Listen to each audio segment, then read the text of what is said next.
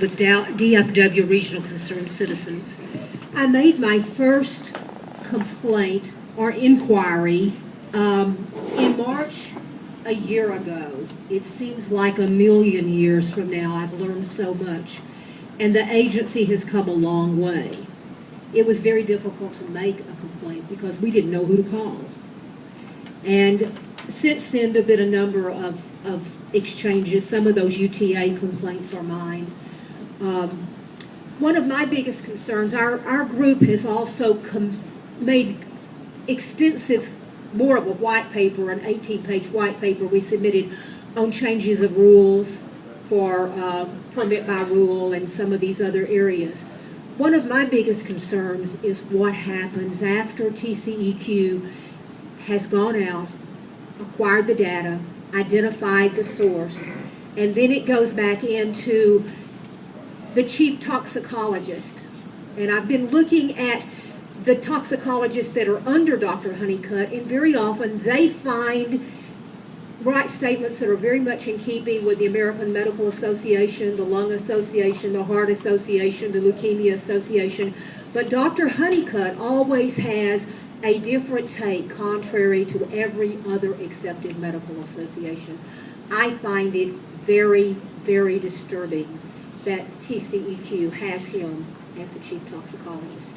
I think he undoes everything you do. I know you can't say that, but I believe that everyone in this room needs to ask that we have a different chief toxicologist, because you have to work with him in enforcement, and that is a problem we have. Sandra, for instance, has a little bit different situation because she has a very, very good environmental doctor. And Dr. Honeycutt isn't going to have the same power of interpreting what you have done. But I have seen TCEQ inspectors show up, call us immediately. In fact, even call me before, maybe I called EPA, and the first call I got back would be from TCEQ. This has happened this last year. It's very encouraging. But there's only so much you can do. We have to have stronger rules and regulations. You have to have teeth to enforce. You need to also be the ones that are in charge of our water inspection, because water and air goes together.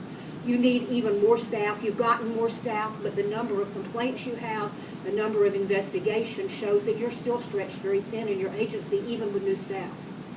So it concerns me that Sunset Review is coming up, and it would be very easy for everybody to say, just shut down TCEQ. There are people in Austin that would love to have TCEQ shut down because they provide data that could go toward enforcement. So we need to be careful how we ask for these kinds of reforms. And I think the EPA is probably the agency that can help us the most. For one thing, we need to know what EPA says about what happens if the state were to shut down TCEQ. Don't we have a responsibility in that area? So there's a lot that every person in this room can do, because there is a difference that is made by Sharon and Calvin and Wilma and everybody in this room and Sandra. And it doesn't seem like we're getting any response, you know. But one thing that really concerns me is compliance.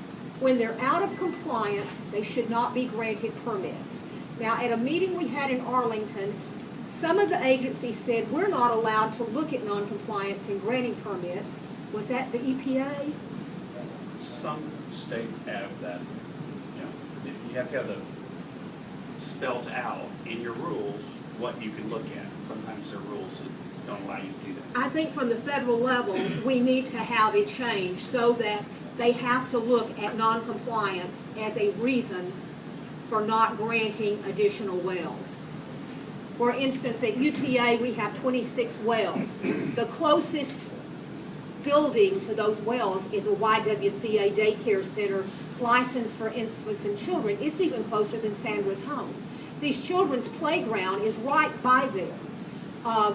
People raised the money to put this daycare center on the UTA campus to handle the workforce, women going back to work in the university. And right after they did that, the university agreed with Carrizo to put a pad site with 26 wells. Now they want to add 13 more. And we have evidence that in Sandra's blood, there are the emissions from that pad site. And she lives inside. She's not someone who's outside doing a lot of things, you know, not like these children. So do we have to have the children's blood as the evidence before we do something? And that, I think, is what we have to really look at. And I really would like to commend everyone in this room because we all are part of the Army here. And if we don't do it, nobody else is going to do it for us.